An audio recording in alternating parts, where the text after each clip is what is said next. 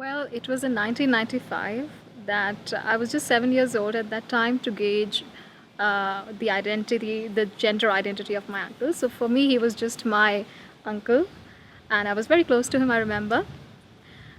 Well, in 1995, he took his life, and he didn't call it a suicide.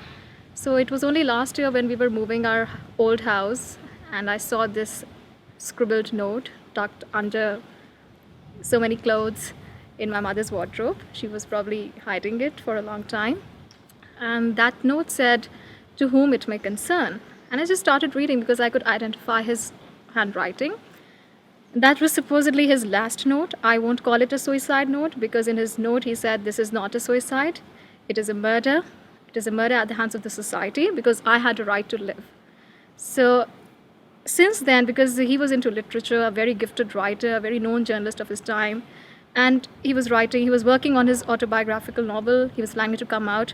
But we should remember this was in the 90s in India, and it's still not very conducive, although the Article 377 was decriminalized and homosexuality was decriminalized. But still, way back in the 90s, there was a lot of discrimination.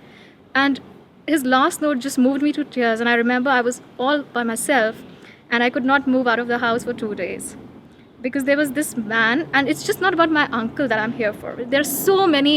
His name is Muhammad Aslam, and since I just say is because for me he's still alive, I feel that his soul is so connected to me.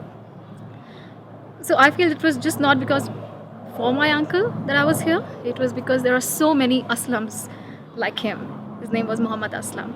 So I wanted to just say out his name, because he was planning to come out and he couldn't do that. So I just wanted to probably just say it loud and make him a part of this forum, because this is just not a forum. That's a very official term. I would rather call it a family. And I so wish that Salzburg Global Family was there when he was there, so that at least he was alive today.